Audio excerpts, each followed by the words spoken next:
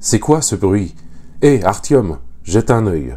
À contre-cœur, Artyom quitta sa place près du feu et rabattant sur sa poitrine la mitraillette qui lui pendait en bandoulière, se dirigea vers les ténèbres.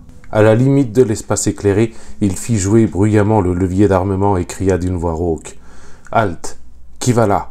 Dans l'obscurité devant lui, d'où s'échappaient encore une minute plus tôt des bruissements étranges et des borborigmes assourdis, résonnèrent distinctement des pas précipités. Quelqu'un battait en retraite vers les profondeurs du tunnel, effrayé par la voix enrouée d'Artyom et le cliquetis de l'arme. Sans attendre, le jeune homme retourna près du feu et lança à Piotr Andreïevitch « Bah, j'ai vu personne. » Il n'a rien dit, il s'est barré. Quelle buse! On t'a dit pose pas de questions, tire. Comment veux-tu savoir à qui tu as affaire? C'est peut-être les noirs qui rappliquent. Non, je ne pense pas que le truc était humanoïde. Les pas résonnaient trop bizarrement. J'aurais reconnu des pas humains tout de même. Et puis, si ça avait été les noirs, est-ce qu'on les a vus fuir ne serait-ce qu'une seule fois? Vous savez bien, Piotr Andreïevitch, que ces derniers temps, les noirs ne s'embarrassent pas d'approches furtives. Ils attaquent nos avant-postes à main nue. Ils marchent droit sur nos mitrailleuses. Alors, ce truc s'est tiré tout de suite. Le pleutre. D'accord, Artyom. T'es un malin. Mais t'as des ordres. Alors, t'obéis sans discuter. Point final. Et si c'était un espion? Maintenant, il sait que l'avant-poste est un peu dégarni. Si ça se trouve, ils vont nous cueillir en douceur. Un coup de couteau sur la trachée. Hop. Ensuite, ils vont égorger toute la station, exactement comme ça s'est passé à Poyeravitska. Et tout ça parce que t'avais pas refroidi le fumier. Refais-moi encore ce coup-là et je t'oblige à lui courir après dans les tunnels. Artyom frissonna en imaginant le tunnel au-delà des 700 mètres. La seule idée de s'y rendre glaçait d'effroi. Jamais personne ne dépassait le 700e mètre du tunnel nord. Les patrouilles roulaient jusqu'au 500, après avoir éclairé la borne frontalière avec le projecteur monté sur leur draisine et acquis la certitude qu'aucune saloperie ne l'avait franchie, elles s'en retournaient hâtivement. Même les éclaireurs, des hommes aguerris, des anciens des régiments d'infanterie, de marine, n'allaient pas au-delà des 680 mètres. Une fois là-bas, ils dissimulaient leurs cigarettes incandescentes dans leurs paumes et scrutaient les ténèbres avec des lunettes à vision nocturne.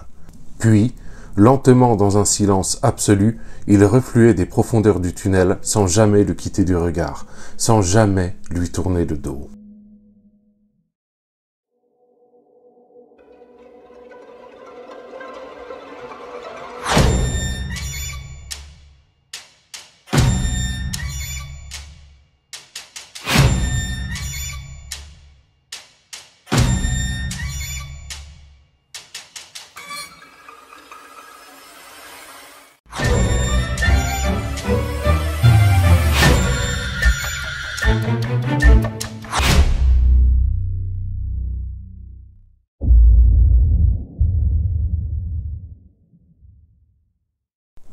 Je suis dans la boîte à troubadour. Bonjour, bienvenue sur cette chaîne, merci à toi de passer dans le coin.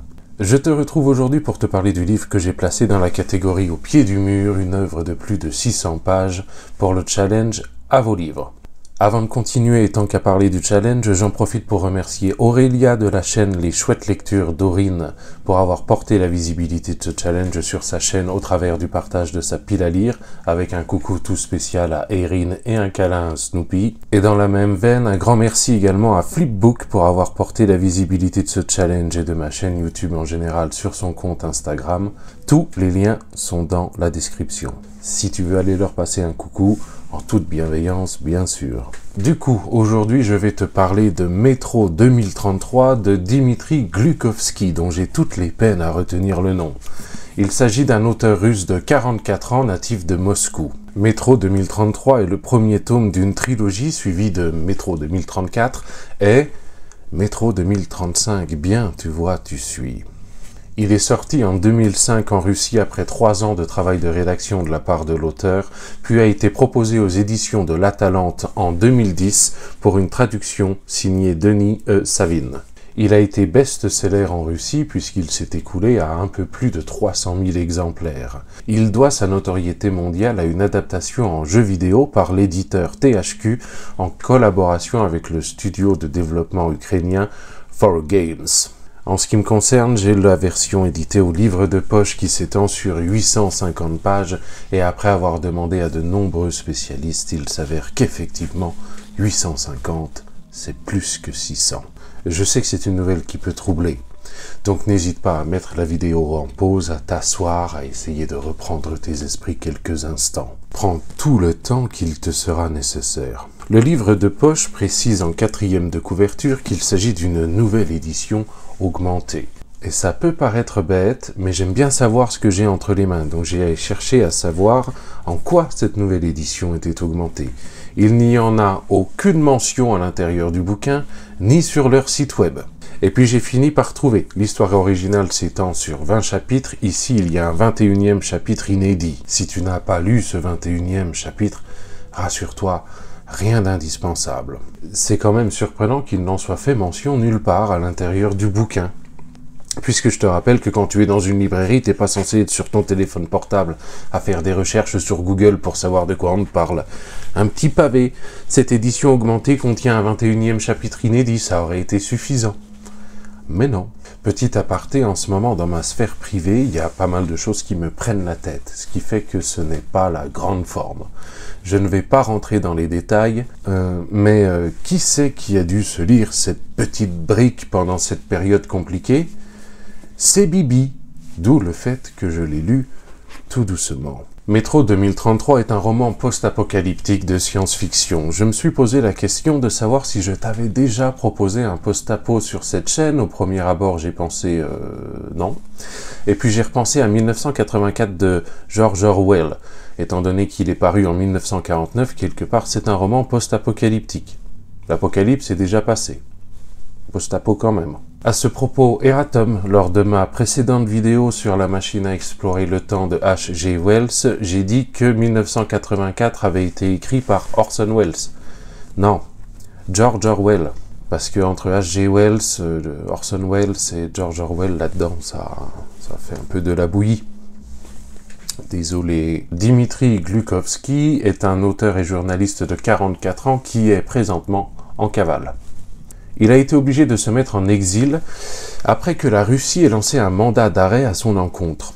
Il a été condamné l'année dernière à 8 ans de prison par contumace, c'est-à-dire sans avoir assisté à son procès puisqu'il est en cavale, après avoir publié sur Instagram un message où il a accusé Vladimir Poutine d'être responsable du conflit. La Russie, cette grande démocratie. Denis E. Savigne est un traducteur russe-français particulièrement actif dans la littérature de l'imaginaire.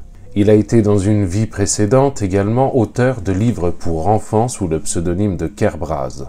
Je t'ai retrouvé, Denis. Je sais qui tu es. C'est public sur Internet. Bon allez, assez parlé, rentrons dans le vif du sujet. Prochain arrêt, l'enfer.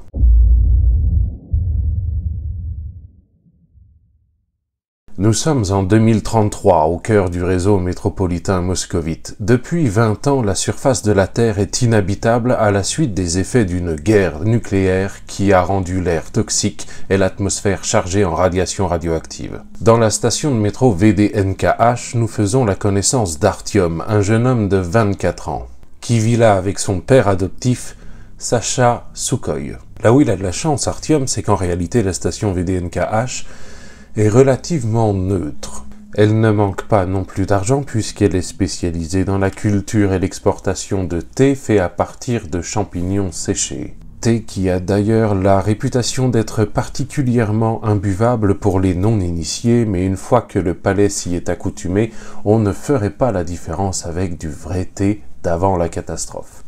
Il faut dire que comme ça fait plus de 20 ans que personne n'a bu de vrai thé, Artyom, son meilleur ami Genia, son père adoptif Sacha et tous les autres camarades de la station se relaient pour le poste de garde qui consiste à observer l'obscurité béante des tunnels. Ils craignent l'arrivée des Noirs. Alors moi aussi, ça m'a fait drôle quand j'ai vu ça, mais je te rassure tout de suite. Cela n'a rien à voir avec une quelconque origine ethnique. On parle ici de mutants à la peau noire comme de l'encre de sèche. Je te mets une photo issue du jeu vidéo pour que tu puisses te faire ton idée, mais moi aussi, quand j'ai vu ça, ça m'a fait drôle. Les Noirs sont donc des créatures mutantes qui viennent de la surface et qui tentent désespérément de rentrer dans les tunnels du métro pour dégommer les humains qui y survivent. Un jour, un stalker débarque dans la station de VDNKH. Ici, un stalker, ce n'est pas un harceleur. Dans l'univers de métro, le mot stalker est un mot générique qui désigne toutes les personnes qui remontent périodiquement à la surface pour réapprovisionner le métro en bois, en munitions, en essence, etc. Un stalker donc prénommé Hunter, qui est actuellement sur un gros coup. Capital pour la survie des habitants du métro. Il pense être capable de découvrir comment les Noirs parviennent à pénétrer à l'intérieur des tunnels. Et il aurait un plan pour les en empêcher. Il va devoir s'absenter pour aller vérifier par lui-même. Il confie une mission capitale à Artyom. S'il n'est pas de retour d'ici 3 jours, Artyom devra se rendre à la station Polnis, l'une des plus importantes et des plus grandes, pour y faire la rencontre de Melnik, à qui il devra remettre un message caché dans une douille passée au cou en guise de collier. Et c'est à partir de là que va commencer le périple d'Artyom. Un monde qui lui est complètement inconnu, puisqu'il n'a jamais quitté la station VDNKH de sa vie.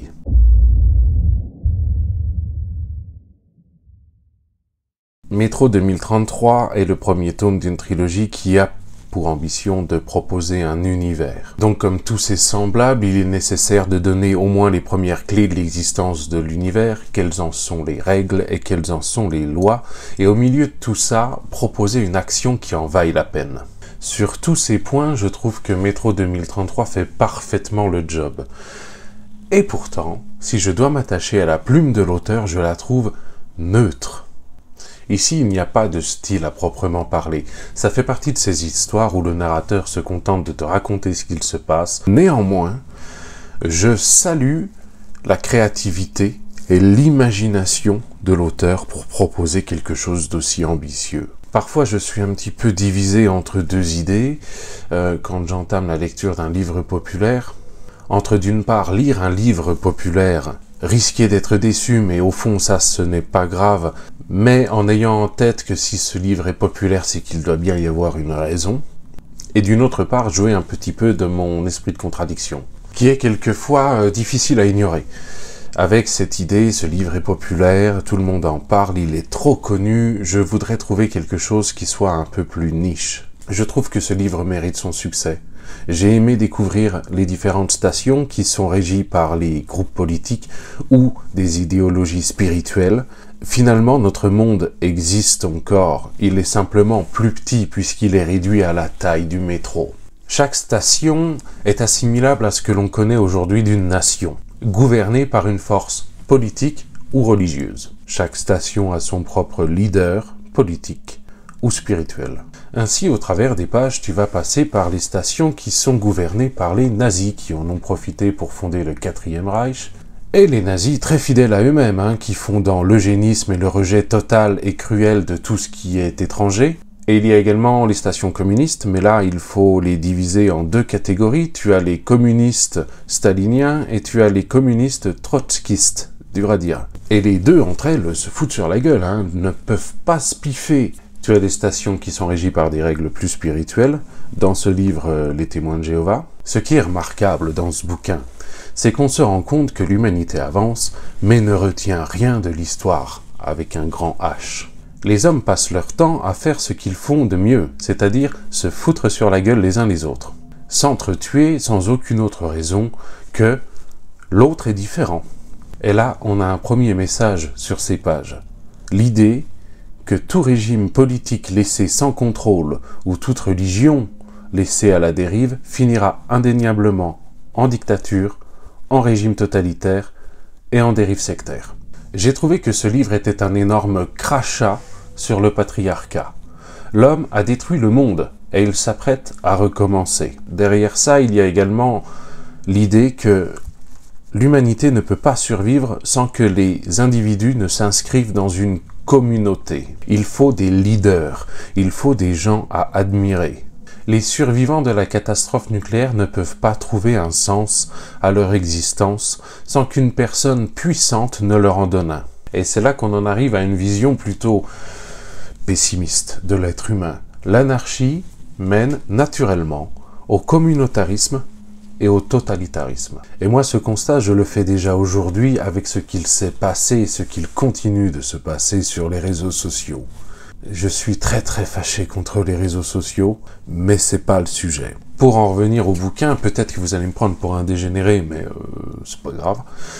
Moi, ça m'a fait penser un petit peu au Seigneur des Anneaux, par ce thème commun, qui est la découverte d'un monde nouveau au travers d'une quête initiatique. Je fais le rapprochement avec le personnage du Seigneur des Anneaux, Frodon Sake, qui n'a jamais quitté la comté, et Artyom qui n'a jamais quitté sa station.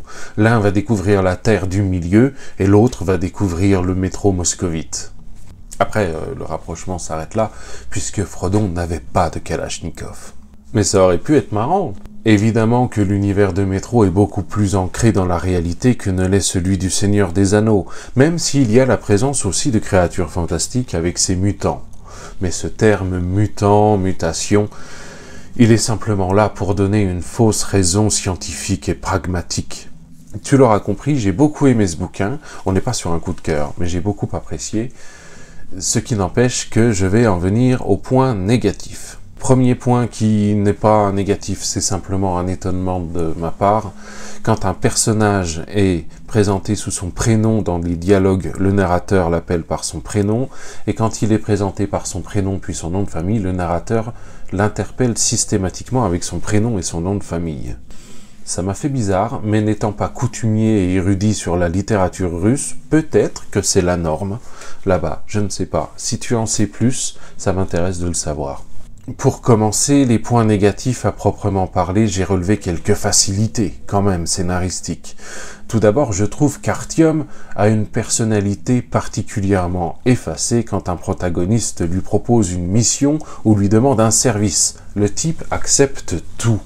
C'est ahurissant, parfois, de constater à quel point il est incapable de s'affirmer. Ensuite, je suis étonné de la façon dont ont certains personnages de se présenter auprès d'Artyom lors de leur première rencontre, puisque, sans qu'il n'ait rien demandé, les personnages lui racontent leur vie en intégralité, passé et présent.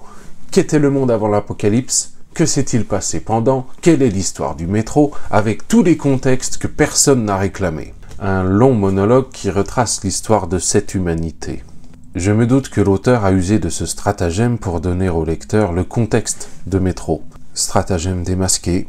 Je trouve également qu'il est fait usage de trop nombreuses fois d'un rêve qui se fond dans la réalité, suivi du réveil en sursaut d'Artyom, qui, comme par hasard, son rêve, il est un petit peu divinatoire. Une fois, pourquoi pas, deux fois, plus, ça devient compliqué, un peu facile. Autre chose, parfois le récit prend une dimension un peu plus mystique, à laquelle il est nécessaire de faire l'effort de croire. Ce n'est pas dérangeant à proprement parler, simplement je trouve que ces passages arrivent comme un cheveu sur la soupe. J'ai relevé plusieurs longueurs, ce qui est classique sur un roman de 850 pages, qui te rapporte des détails qui sont complètement inutiles à propos de personnages secondaires que tu ne reverras jamais. Tout n'est pas essentiel. Et des longueurs, rien d'insurmontable, honnêtement. Ensuite, dans le métro, ils cultivent des champignons, ils élèvent des porcs pour survivre. J'aurais aimé un peu plus de détails sur les aspects survivalistes. Il y en a, mais pas assez à mon goût pour que je puisse admettre sans difficulté que tous les habitants du métro ne souffrent pas de sous-nutrition. Et enfin, l'absence quasi absolue de femmes. On croise des femmes dans ce récit, mais elles sont si peu nombreuses que si j'arrondis en disant on n'en croise aucune, honnêtement, ce n'est pas vraiment un mensonge. Les femmes sont reléguées à des rôles de personnages secondaires, voire très secondaires, et même à de la simple figuration sur 2 lignes. C'est un aspect négatif pour moi, mais je ne peux pas en faire quelque chose d'éliminatoire, car je déteste l'idée de devoir écrire un roman avec des quotas. Et ensuite, je peux y trouver une explication. S'agissant d'une dénonciation du patriarcat, finalement, les femmes sont autant représentées dans ce bouquin qu'elles le sont dans la réalité de cet univers, c'est-à-dire quasiment jamais. Il est également possible que l'auteur ait oublié, ou encore qu'il n'ait pas voulu inclure de personnages féminins.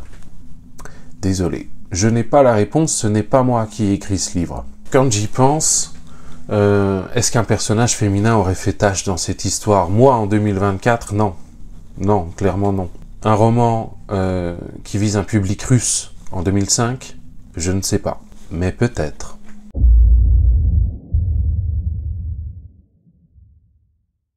Est-ce que je te conseille Métro 2033 de Dimitri Glukovski? Je pense que tu l'auras compris, oui. Je maintiens et j'affirme les points négatifs que je t'ai donnés, mais ils ne sont pas suffisamment imposants en comparaison du plaisir que j'ai ressenti durant la lecture. Si tu aimes les univers post-apocalyptiques, sombres, confinés, inquiétants, dangereux et parfois violents, et que l'aspect masculin ne te dérange pas, alors Métro 2033, tu vas kiffer. Si tu n'aimes rien de tout ça, peut-être que tu vas aimer, mais disons que ça part mal.